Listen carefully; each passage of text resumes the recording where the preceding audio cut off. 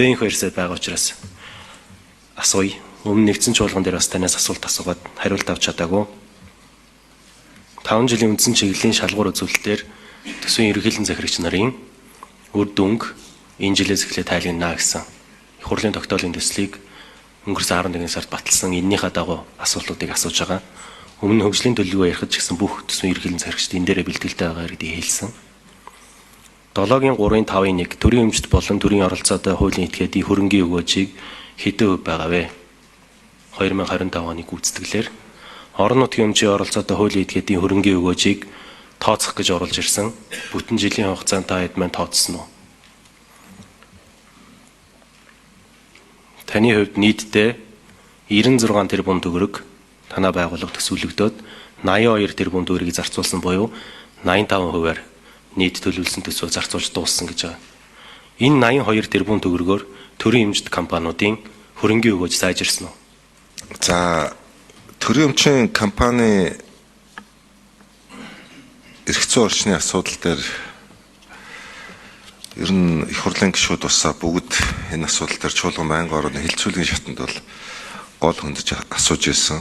Үнэхээр манад таны хэлсэнчлэн төрийн болон орон нутгийн өмчийн компаниудын үр өгөөжийг бодтой тооцох гэхээсээ гадна ер нь манад одоо энэ орон нутгийн өмчийн хичнээн компани ямар бүтцтэй яаж ажиллаж байна гэдгийг нэгдсэн байдлаар тоолоод үзээд явж байгаа ийм асуудал хүнд байгаа. Та хүн ч гэсэн улсын их хурлын чуулганы явцад төрийн өмчийн орооноос асууж байхад яг төрийн Энх 2 саяны микрофоныг нэмж өгье. 1 минутаар орон нутгийн өмчийн компаниудынхаа тоог гаргахад хүнд байгаа. Нийслэл бол одоо 100 гаруй компани гэдэг байгаа. За дүүргүүд бас хичнээн компани нууц түүгээрээ байгуулад юу болж байгаа гэдэг юмыг улсын хэмжээнд нэгтгэх боломж хийж исэн ажил багхгүй байна. За засгийн газар бол олон хоног болгон төрийн өмчийн компанитай холбоотой асуудлыг авч үзэж байна. За тун ойрын үед Монгол Улсын ерхий сайдын манлайлалд дор төрийн болон орон нутгийн өмчийн компаниудыг нээлттэй олон улсын хөндлөнгийн аудит хийж нээлттэй компани болгох санамж бичиг наадмын өмнө зурагдах гэж байгаа. За энэ хүрээнд одоо бүх чиглэлд үндэсний биш олон улсын аудит орох.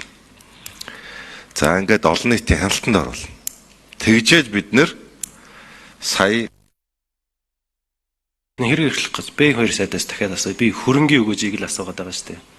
Төрийн эмчийн бодлого зохицуулах газар энийг жил болгон гаргадаггүй юм. Бид нар ингээл хэд байдаггүй Монгол улсад ард түмэнд өгөөж байгаа үгүй гэдгийг ингээд мэдгүй л яваад ирсэн болж таарч байгаа юу. Би энэ 3-р, 4-р, 5-дахын чуулган дээр би дахиад адилхан асуулт асуусан шүү сайдаа. төрийн болон орон нутгийн өмчийн компани асуудлыг бид 1996 онд батлагдсан төрийн болон орон нутгийн өмчийн хуулиар зохицуулж байгаа. 30 жил нэг хуулиар. Энэ хуульд 24 удаа одоо тийм хууль дагсан засвар орж ирснээс өөр засвар хийгдэж байгаагүй. А энэ хууль нь ямар хууль вэ гэхээр төрийн өмчийг хувьчлах тухай хууль. Төрийн өмчийн компаниудыг байгуулахаас эхлүүлээд тэнд татам олон нийтийн хяналт, төрийн хяналтыг хийхээс эхлүүлээд энэ дээр 30 жилийн өмнө одоо баталсан бид эзэнгүй юм шиг ийм хуультай 30 жил болсон. Одоо бид нар яг энэ 7 хоног төрийн болон орон нутгийн өмчийн компани ил тод байдал, нээлттэй байдлыг хангах хуулийг 30 жилийн дараа батлах гэж байгаа. Та хариу анзаарах юм бол энэ улсын их хурлын хяналтаас гараа явцсан. Улсын их хурл дээр энэ том төрийн өмчийн компаниудын бүтэц, төсөв, хөрөнгө оруулалттай холбоотой, гүйцэтгэлтэй холбоотой ямар ч хяналт байхгүй 30 жил.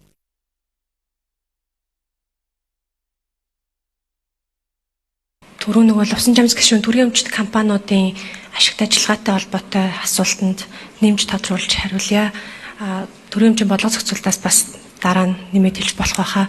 За 2025 оны санхүүгийн тайлан сангийн 2 сарын 10-ны дотор 108 төрийн өмчт компани санхүүгийн тайлан дээр бас шинжилгээ хийж үзсэн байгаа. гишүүн return on equity, return on asset гэд одоо өөрийн өрнгийн өгөөжийн талаар тоо асууж байгаа шүү байна. Тэгэхээр бидний тооцоололоор бол нийт return on equity буюу өөрийн өрнгийн өгөөжийн дунджаар 9.8% байсан. За энэ дээрээс уул уурхай нь 13.1 байсан. Тэгээд ингээ хасаад одоо томоохон уул уурхай компаниудаа хасаад үзэхээр өөрийн өрнгийн өгөөж бол бас их доогуур олон улсын дунджаас доогуур гэж гарч байгаа. За хөрөнгийн өгөөж буюу return on asset нь тухайн 108 аж ахуйн нэгжээр 5.7% байсан. За үүнээс мөн уул уурхай тээвэр гэдэг хоёр салбарыг хасгаар мөн бас их бага үзүүлэлттэй гарч байгаа. Инквайр сайдын хэлсэн дээр бас нэмээд хэлэхэд энэ чиглэлээр бол өнгөрсөн 2001-ээс 2022 оны хооронд нийтдээ улсын хурлаас 5 удаагийн тогтоол шийдвэр үндсэн чиглэлд батлагдчихсэн. Эдгээр давхарцсан тоогоор 115 төрийн өмчт компанийг хувьчлах, хувьцааг нь биржээр арилжуулах гэх мэтчлэн одоо чиглэлүүд гарч исэн боловч хэрэгжилт нь 21% таа буюу одоо хоёр л компани хөрөнгийн бирж төрийн банк гэдэг хоёр л компани хэсэгчлэн IPO гэсэн ийм үр дүнтэй байгаамаа. Тэгэхээр энэ дээр бас санал санаачлах боловсруулад сайдын хэлсэнчлэн бас наадмаас өмнө ямар ч байсан ажил эхлүүлэхээр засгийн газрын сайжилж байна. Дараагийн асуултанд эдийн засгийн яамны дараа нэмээд хариулъя. Тодорхой хариулт нэгж байгаа шүү дээ, тийм ээ. Тодорхой хариулт хэрэгтэй. Нэмээд тодруулчих. Төрийн өмчийн бодлого зохицуулалтын газраас энэ түн байгаа юу? Сая уул уурхай сайн байна да. Сая уул уурхай дээр бол ROE-ийн 13.1% гээд бусд дээр бол сангийн яам дээр судалгаа хийгээгүй эсвэл тоон байхгүй байсан үгүй юу? Тэндээс авъя. Тэгээд орон нутгийн өмчтүүдийг мэдмээр байгаа.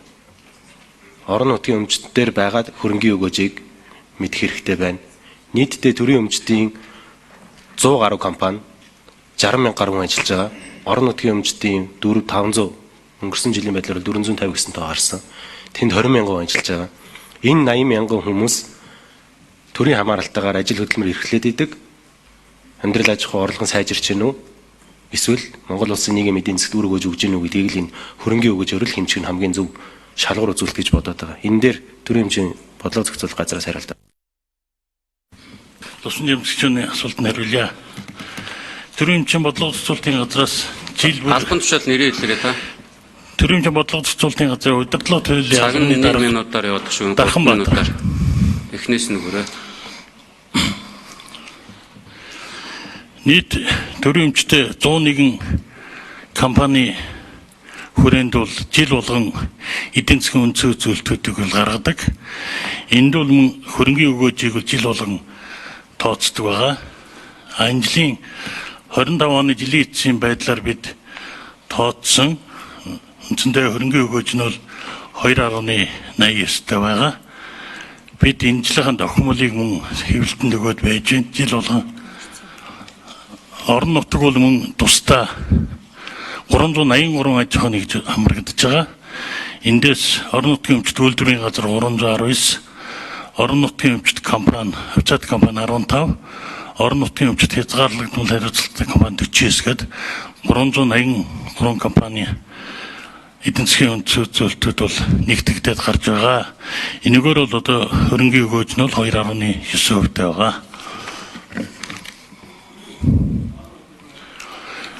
Орон нутг нь төрийнх нь 2.9-тэй л байгаа.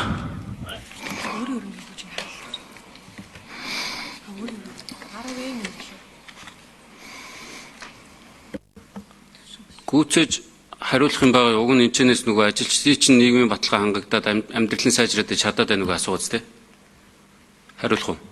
За энэ дээр бол ажилчдын асуудлыг нийгмийн асуудал шийдвэрлэх чиглэлээр бол төрийн хэмжээний бодлого зохицуулалтын газар бол холбогдох төрийн хэмжээний компаниудтай бол чиглэл өгч ажиллаж байгаа. Мөн нийгмийн асуудлыг шийдвэрлэх хүрээнд үйлдвэрчний хэвлэл болон бусад байгууллагуудтай хамтын ажиллагаатай ажилладаг. Энэ хүрээндээ бол мөн бас төрийн хэмжээний компаниудын өргөшгийг дэвшлүүлэх, ажилчдын нийгмийн асуудлыг шийдвэрлэх чиглэлээр бол тодорхой ажлуудыг зохион байгуулж явуулж байгаа. Орон нутгийн өмчт аж ахуйн нэгжүүдийн хувьд бол бид зөвлөн чиглэл хөргүүлэхээс өөр одоо ямар нэгэн хууль эрх зүйн хувьд бол оролцох боломж байхгүй байгаа. Ялангуяа энэ хувьцаа эзэмтийн эрхийг хэрэгжүүлж байгаа 10 гаруй байгууллагууд өөрсдөө одоо тууцсан хувьцаа эзэмтийн эрхийг хэрэгжүүлэгчийн шийдвэр гаргаж байгаа учраас тэр компаниудын одоо аж ахуйн нэгжүүдийн ажилчдын нийгмийн асуудал янз бүрийн зүйлд бид оролцох боломжгүй зөвхөн зөвлөмж өгөө. За энэ тогтоолын төсөл дээр байгаа 5 дугаар зүйл.